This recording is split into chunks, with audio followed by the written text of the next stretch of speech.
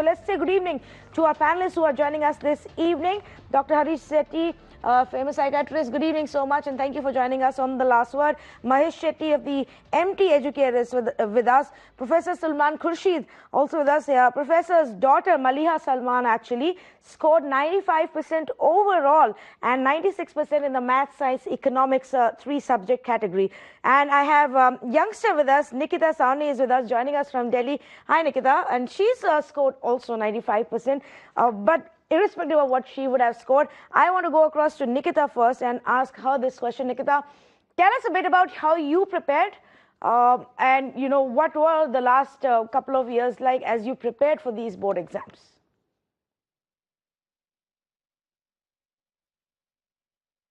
Hello. So of course, like as you mentioned in the statistics, of course, like the 10th and the 12th boards, students are securing greater marks as compared to what they used to.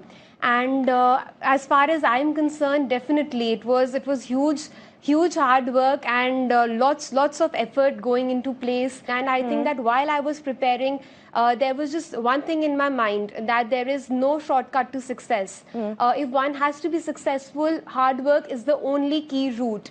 So of course, that is exactly how I prepared. And it is not that preparing one day or perhaps few days before the board exam one can top it. Of course, you have to be consistent. You have to work regularly. There has to be some sort of conviction. There has to be dedication. And when you see that there are so many more, students from across the country who are also scoring these kind of marks, does that worry you? That yes, of course. I think that present day, if you talk about the marks, definitely it is quite competitive. It is very difficult to get into one's dream college. But of course, we cannot escape from that competition. Definitely, competition is something which is a healthy motivator to us. And as far as, it remains within the control limits and it is motivating one to perform well in life, I think it's definitely fine. Let me bring in Dr. Harish Shetty at this point. Dr. Harish, at the beginning of my show, I asked a few questions to try and understand this trend.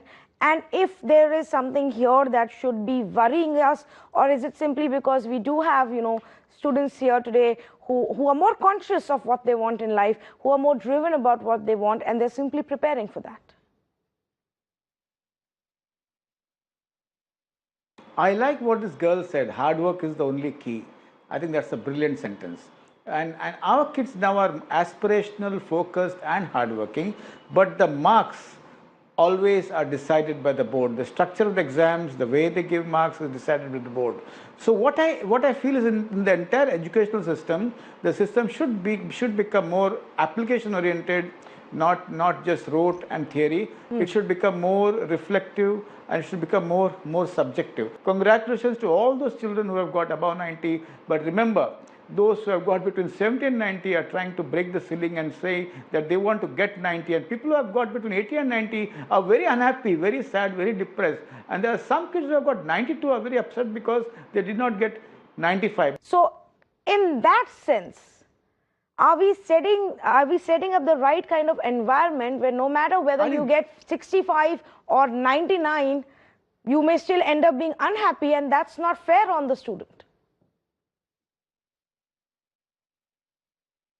I think it is the Dil Mange More philosophy for every child.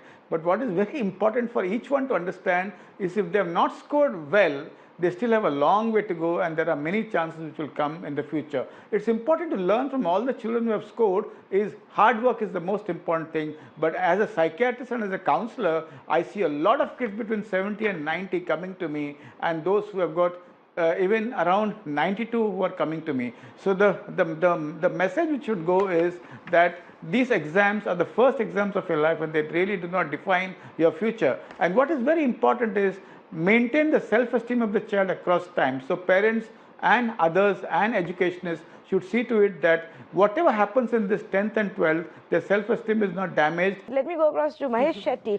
Mahesh Shetty, help us understand this. Why are we seeing a 100% rise in the number of students who are scoring above 90 or in 10th, in 12th? The hike is steep. Not as many more students are actually taking this exam, but there's a difference in those who are scoring above 90, who are scoring above 95. What's the sense? Why is this happening?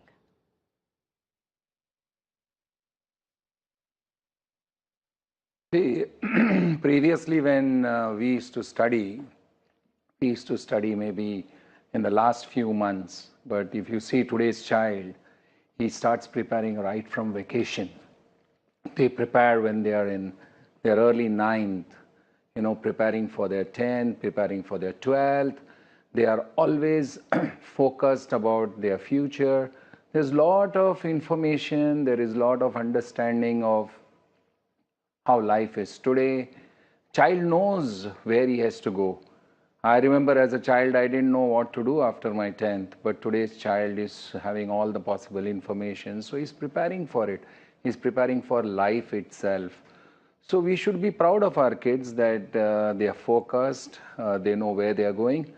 I'm only worried about the middle segment, that is kids who score little less. There has to be a lot of orientation for them, that it's not only about education. There is a lot more than education. There is education of a different kind. So that part of the students are being neglected, is my understanding. But of course, the scores are because of the focus coming very early. Parents are educated. Education focus has increased all over the globe. A lot of universities are opening for Indian kids, so they know where they are going in life. Okay, so 2 points there from what you said, Mr. Shetty. But when you say that students are now more clear and driven, and they start preparing even during their vacations, is that such a good idea, that they're not taking a break at all, that they're actually having to study 14 hours, 16 hours, 18 hours through their vacation? They don't go traveling, they don't go on holidays with their parents in 9th standard, because 10th standard mein boards hone wale, 11th they don't go anywhere, 12th they don't go anywhere, then they spend all the time with their competitive exam. Is that the right kind of scenario? They don't have an option. If they want to be on the top, they have to do it. But why are we building this kind of a structure, Mr. Shetty? Why should that be okay?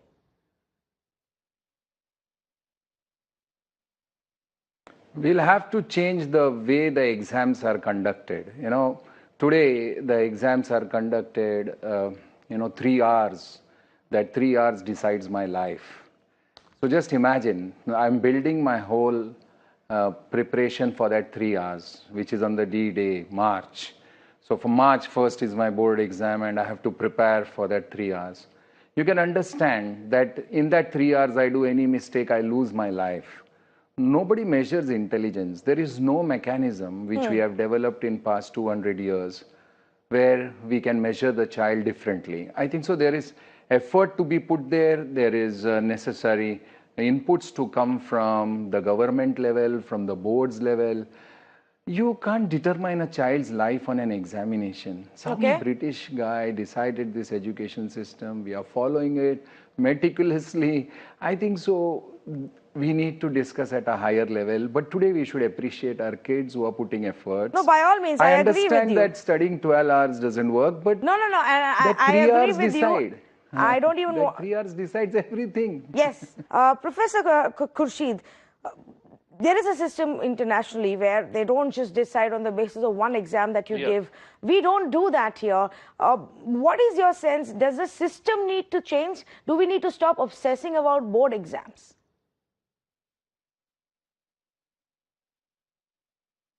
Yeah, good evening, first of all. Yeah, I think you are absolutely right. There's a lot of pressure on the students to perform well in class 10th and 12th. As you can see, we have this time around 52,000 students secured 95, more than 90% marks. So this itself is becoming a problem. Actually, we do not have any standards where we have to go. Every day, the standards are changing. In my time, the students were getting 90% marks was considered to be on the top. But people now, the upper range has gone to 99%. So it's a rat race actually. As Mr. Shetty has rightly pointed out, see that is only that 3 hours time in which your career or your future is actually at the stakes. You can make it or break it. Take the example of NEET exam, just happened last Sunday only. So probably we have around 14 lakhs of a student, and we have only 15,000 MBBS government seats throughout India. So for 15,000 seats, actually so many lakhs of people are actually computing. So they don't have anything but to perform extraordinary. And as a result, as a byproduct, they are getting this kind of result, 99.99. So it is actually the milestone, the standard set because of which they are working. It's not because they want to actually achieve 99% mark.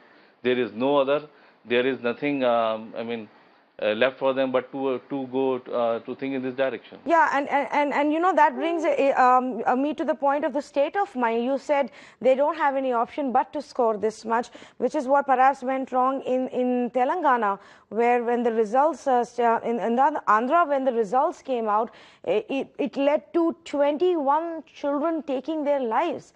They couldn't come to the terms with the fact with the kind of numbers, with the kind of results that they had failed. Let me go across to Dr. Sudhindra on the phone line from Bengaluru.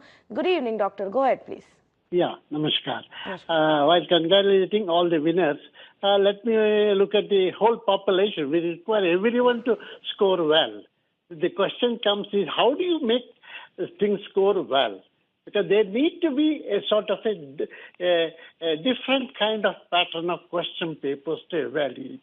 We need, I feel, more practical-oriented questions or open-ended questions.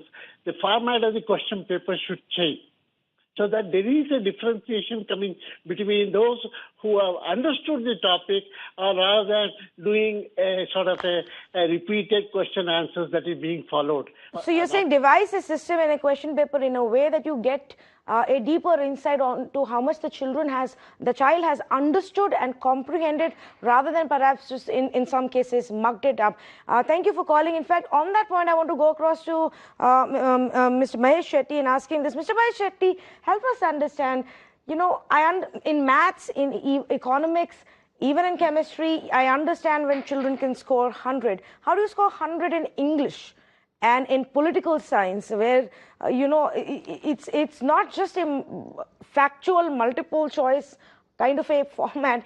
Yes, I agree with you that previously when you and I studied, that was the way it was. But today the steps are considered. If you have written the steps right, you have to be given full marks.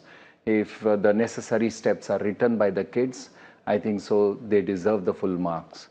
You don't go by the old technique where it was more, subjective, and teacher would always say you can never get full marks.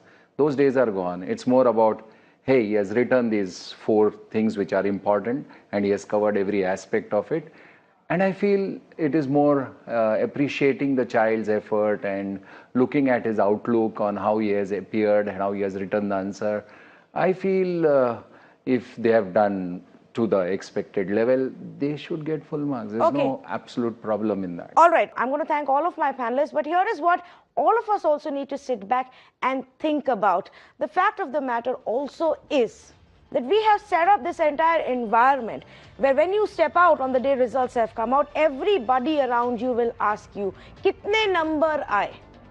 There are many parents who even today will compare your results to that of your neighbor's son and daughter, to your friends, family, friends, cousins, and then that comparison goes on endlessly and it plays in the minds of the students. What is essential is that we ensure that our students are getting a balanced life, are actually understanding the education that they're getting, actually end up being better human beings, prepared to take on the world, prepared for the world that they're going to be entering. After that, once they're strong enough to do that, then no matter how many challenges, how many board exams, how many entrance exams, how many MBA exams and various other challenges in life, they will be able to tackle it. Let's keep in mind that mental health is also important. Let's not pressurize and drive our children towards suicide. Thank you for joining us on this debate.